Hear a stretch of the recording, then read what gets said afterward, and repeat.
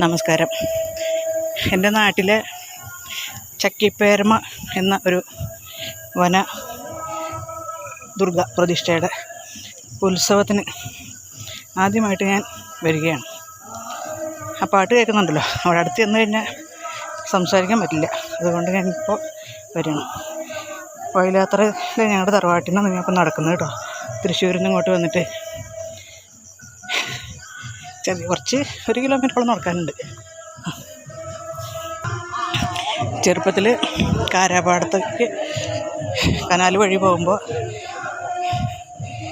ഈ ചക്കിപ്പേരമയുടെ അവിടെ നടാന്ന് പറയാനില്ല, ഒരു മരം, ഒരു പാലമരത്തിൻ്റെ ചുവട്ടിലാണ് പ്രതിഷ്ഠ. അപ്പോൾ അവിടെ തൊട്ട് തൊഴുതു പോകും. ഇങ്ങനെ നടന്നിട്ട് കിതപ്പുണ്ട് കേട്ടോ, നടക്കാറില്ലല്ലോ. ഇപ്പോൾ ഇവിടെ എത്തി.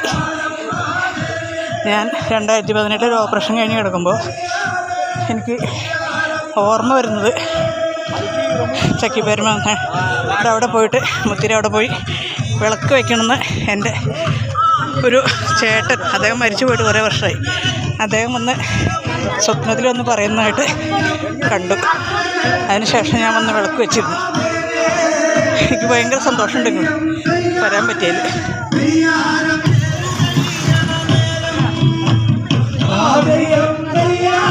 മുടിയാട്ടം പേരമയുടെ നടക്കെത്തി.